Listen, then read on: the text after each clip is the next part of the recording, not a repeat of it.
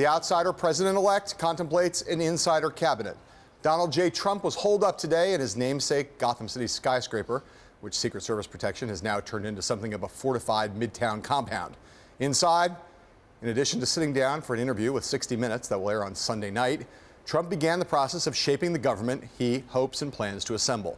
In a stunning announcement this afternoon, the soon-to-be 45th president of the United States told the world that his number two, Mike Pence, will take over his transitional endeavors, demoting Chris Christie to the position of vice chair of the team that he'd been leading for months. So far, dozens of names have been floated for administration positions, from J.P. Morgan Chase CEO Jamie Dimon for Treasury Secretary to Sarah Palin, as Secretary of the Interior. Some on Trump's list are high-ranking state-level officials from the heartland of America, but others are the very types of D.C. swamp dwellers and East Coast elites that Trump spent his entire campaign disparaging.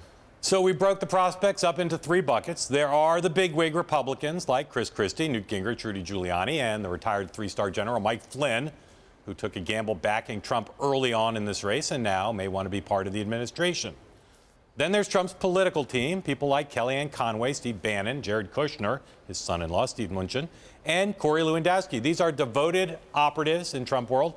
They may be recruited to work in the new administration or as advisors to the administration. We're told that both House Speaker Paul Ryan and Senate Majority Leader Mitch McConnell told Trump yesterday when the president-elect was in Washington that they'd like to see Reince Priebus, the RNC chairman, as the White House chief of staff.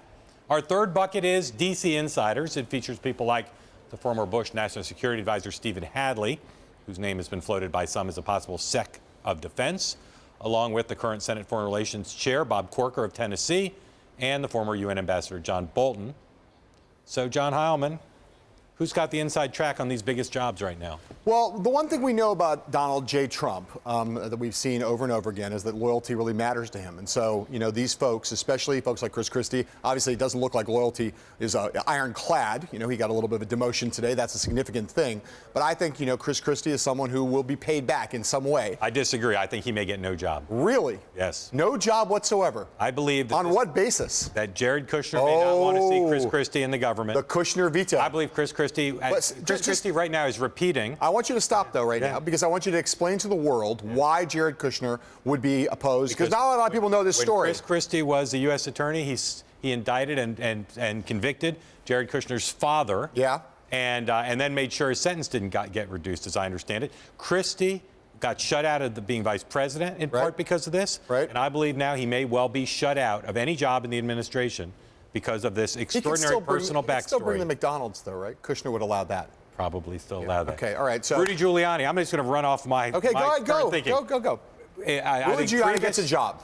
Rudy Giuliani, Secretary of State or Ambassador to England. Or Attorney I'm General. just speculating Attorney General. I don't think Rudy Giuliani will be Attorney General. Let's pause and just talk about things that we both agree on. Yeah. One thing that's true is that Rudy Giuliani is probably Senate confirmable, and there's no way that whatever Democrats end up doing in terms of filibusters, Rudy Giuliani would get confirmed. I don't think he wants to be Attorney General. I think he wants to be Secretary of State. But so in a confirmable job, this is one of the things that Trump has to contemplate. Who's confirmable, who's not? Giuliani confirmable. If Trump had his way, he'd pick Bannon as chief of staff. Yeah. But he's being told by people it's so controversial. The imaging would be so bad. Oh, my God. Now, remember, one thing those people are right. One thing past administrations have done in order to avoid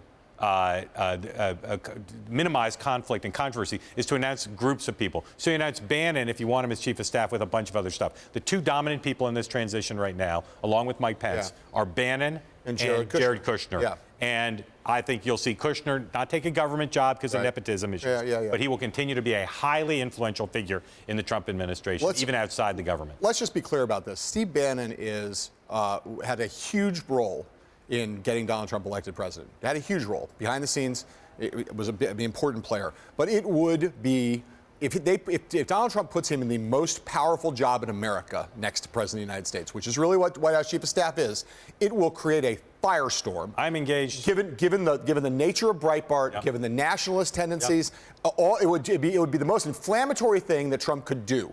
I'm engaged in informed speculation when I say I think Steve Mnuchin will be Treasury Secretary. Mnuchin. Yeah. With Treasury Secretary. I think that's right. You could see Bannon as chief of staff and Reince Priebus as deputy chief of staff. Yeah.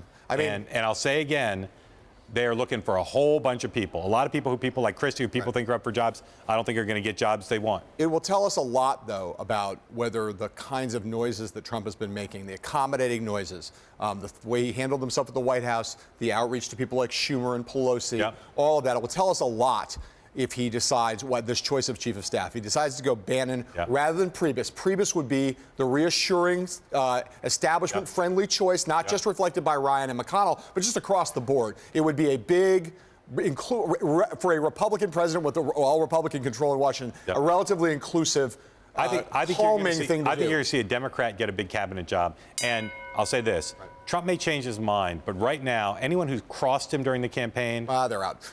For sure. And they might have retribution brought up on them. Do you think that any of these guys, I know the bell rang, I still want to ask this question. Do you think Hadley, Bolton, any of these really, these guys will end up running national security? I don't think Corker will. These are a lot of these guys are neocons. They are not in line with Trump's the one name we didn't talk about. Restrained foreign policy. The one name we didn't talk about was Senator Sessions. Yeah. I believe he could be Attorney General. Okay, that I think is very, very plausible. Okay.